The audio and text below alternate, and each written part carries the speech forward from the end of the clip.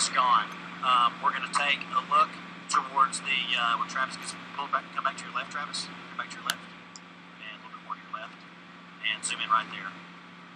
All right, so right there to your left, that's the, man, we're getting hit by some heavy rain. That right there is Veterans Memorial Park. If everybody knows where that is, it's on 4th and Bryant. The housing addition to the left is going to be like Wimberley Creeks, I think.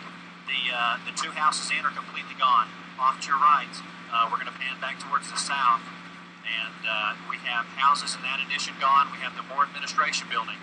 It has some heavy damage done to the backside and the roof of it. The houses behind it are completely gone. The Brink Junior High School, just behind it, there's the auxiliary, or the, I believe it's the gymnasium building. That building is completely trashed right through the center, as you can see.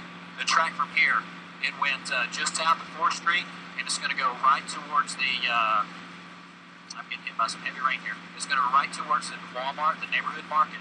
The neighborhood market is on Southeast 4th and Eastern. The track went just south of it.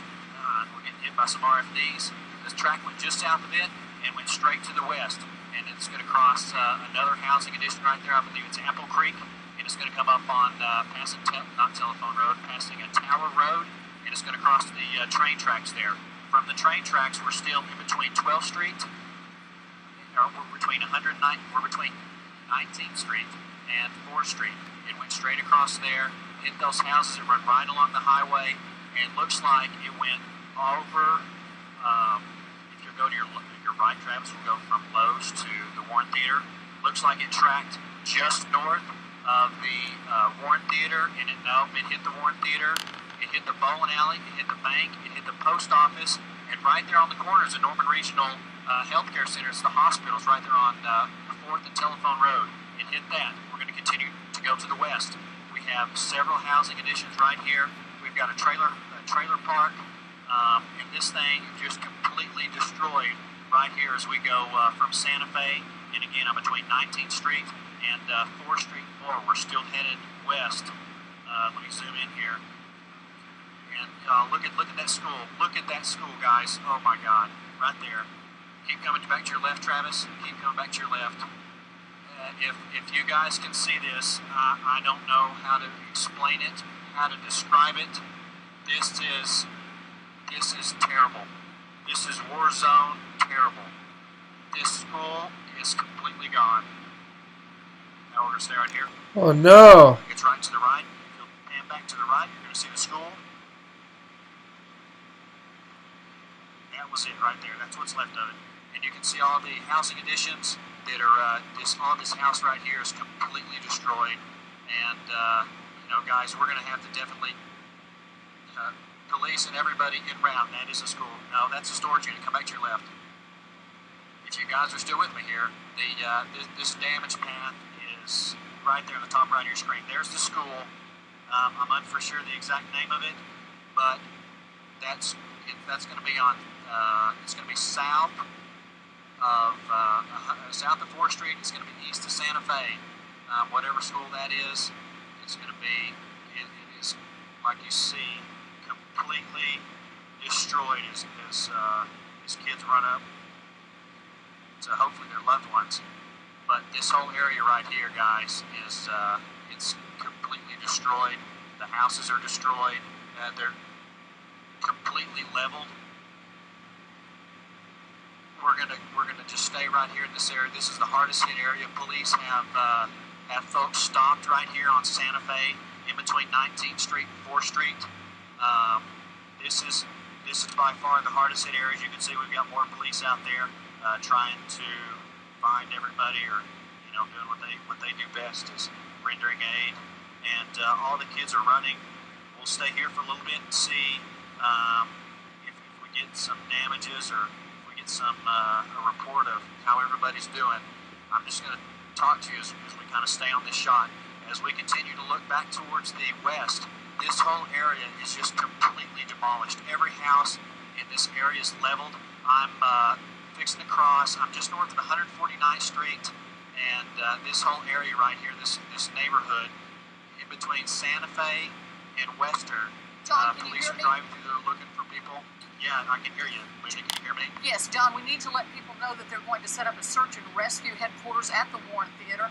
We saw your video from before where it showed the Warren Theater was in relatively good shape compared to many of those buildings around it. You're doing a terrific job of bringing home the misery that's happening right now. We need the prayers of everyone for more Oklahoma again. Now, you're telling me that this is video of parents reuniting with their children. I'm told that that's a school in the background. You can see police officers all around. But look at the ground on that shot previously before he pulled out. Go ahead, John. Let me show you another school. It's right out my door, Travis. If you keep coming around, perfect. Now straight down and to your left, right there. That's another school, Linda. Oh my goodness. And that one looks like I don't know what to say. That one looks harder. It looks harder than any of them before. As a parent, this is kind of hard to report on, but we're gonna stay in the air. We're gonna show you. Oh my God! Pictures tell everything. The Orr Family Farm. If you guys are familiar with that, it's gonna be it's like on 10, I think, and 149th. It's right at the left. And Travis, John, have Travis pull back into that school. Those appear to be the first people who've been able to make it to the scene, walking carefully through that debris. You see other people now; they're gathering. Of course, we're trying to find out if the kids were being sheltered there or someplace else. Our thoughts and prayers are with everybody in the Moore area. The devastation is complete. One of our cameramen called it atomic bomb-like devastation. It's just unbelievable. And again, we're trying to figure out right now, were the kids there? And of course, they're looking right now, looking for, we hope they're not looking for fatalities or survivors. We're hoping that the kids were gone, but we're not sure at this point. We're getting as much information in as we can. Second of two schools destroyed in Moore, Oklahoma, along with a huge section of residential housing. If we go back to those shots in the future, you'll see that the ground literally is nothing but mud. There is nothing on the ground. It looks like May 3rd, what we saw on May 3rd of 1999. Go ahead. I'm being told, guys, that is the Plaza Towers Elementary School. So if you guys can find out Plaza Towers, and I'm not for sure of this other school. It's going to be on like 149th and in between Penn and Western. The Orr Family Farm, if you guys are familiar with that area, it's right behind that. The family farm is trashed. This whole area between between like Penn, you have Western and Santa Fe. Those 3 miles or those 2 mile sections right there, guys, everything is leveled for almost the whole mile. So Travis is kind of showing you some wide shots here. This is unbelievable. And John, this is reminiscent of the May 3rd, 1999 storm that moved through the Moore area and literally tore out entire neighborhoods. That's what it looked like. That's exactly what it looked like. We're looking at the same thing right there. We pray to God that those people were somehow underground when that hit. On May 3rd, 1999, people were diving into manhole covers trying to get away from the storm if they didn't have underground shelter. Mike Morgan was warning these folks at least 30 minutes before the storm hit to leave the area if they did not have underground sheltering in place. We hope that that's the case. We hope the death toll does not resemble that May 3rd tornado. Mike, was that the exact path of the May 3rd tornado? This was along the exact path, and then as it came deeper into Moore, it's a little bit on the southern sides of the May 3rd path. And I don't want to make comparisons too much to May 3rd, just in terms of, well, what I'll say is this tornado is, I believe, is wider. And I think we're going to find that there are many more structures that have been hit compared to May 3rd from what you and I are seeing right now live from Bob Moore Chopper 4. May 3rd took some areas that weren't developed back in 1999 through Moore. And I think the total was 6,000 some odd structures that were damaged or destroyed. I believe the amount may be more with this particular tornado today. And you look at that scene of destruction there and the small figures of those rescuers working frantically here, looking here. Where do you begin? I mean, that's the question. Where do you begin on something like this? Mike, how long was that tornado on the ground?